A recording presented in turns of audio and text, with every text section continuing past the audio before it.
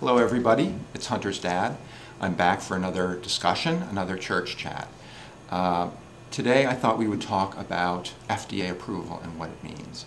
You frequently hear people saying, you know, that drug isn't FDA approved for that, in an ominous tone.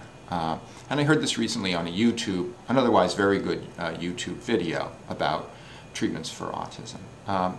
So that prompted me to talk about what does FDA approval really mean? What is the process of FDA approval? How does it affect our prescribing of drugs? Let me give you the bottom line first. For those of you who have productive lives and you need to go on and do something, I'll give you the bottom line. Drugs are submitted for approval to the FDA by a drug company, and they submit a study in which they study the drug for a specific use. So they say, here's a drug, it's used for this, and here's our evidence that it works. The FDA looks at the evidence. If they think it's good, they say, fine, it's safe and effective for that use, and we approve it. And that's how a drug gets on the market. How does FDA approval affect prescribing? Not very much. Most drugs in the United States, many drugs, are prescribed for reasons that they were not FDA approved for. The reason a drug is prescribed is referred to as the indication. This has an FDA approval for this indication, like Prozac is indicated for the treatment of depression. Let's take an example. Here's my son's medicine. He's on a medicine, risperidone. This is a little devil here. Look at that pop right there. Okay. And this is the physician's desk reference. This is the official guide to drug use. This is 2007, right up to date. And it's one of these huge books that's published. It's got this parchment paper thing.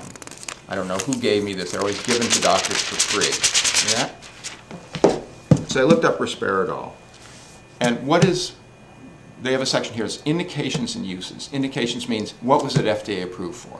Risperidol was approved for the treatment of schizophrenia and bipolar mania, period. That's all it was approved for. Well, is that what all it's used for in the United States? Absolutely not. In fact, the majority of its use is probably not for that. When you look under the pediatric section, it says that the safety and efficacy of risperidol for its indicated treatments in children has not been established. Is it used in children? Of course it's used in children all the time, and that's supported by clinical trials. Okay. Now that we've gotten the basics out of the way, let's talk turkey. Let's talk about drug companies and FDA approval and how it really works. It takes a huge amount of money for a drug company to get a drug on the market. So in order to minimize the cost, the drug company will pick one indication that they want to prove that it's useful for.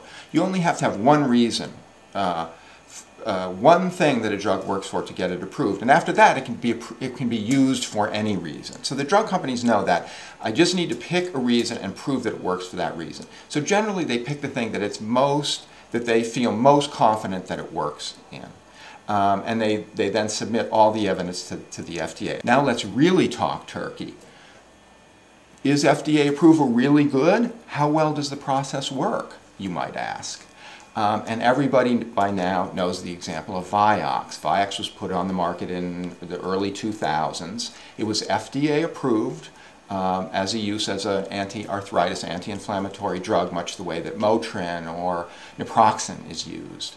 And last year, it was voluntarily withdrawn from the market when it was demonstrated to cause a higher risk of heart attacks and strokes. We all know that story now. And people have now gone back and examined the process of FDA approval for that drug. How did it get approved? And there have been many allegations that have flown around about that. But let me give you one interesting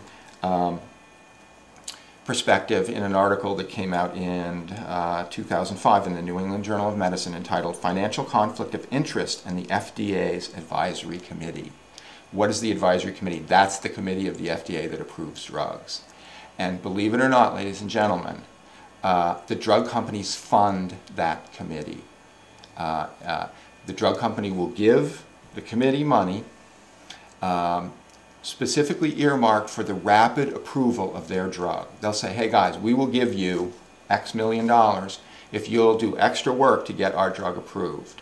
Not only that, but there are experts on the committees, and those experts frequently have ties to the drug company. And the ethics of that is now greatly under question. Should people who have a financial stake in a drug be allowed to be involved in the decision as to whether that drug is approved? And let's take the example of Vioxx. In Vioxx, 10 of 32 members had financial associations with the manufacturers of the drug, and those were not disclosed to the public at the time. And this study concluded that if the 10 members had been excluded from the voting, Vioxx would not have been approved.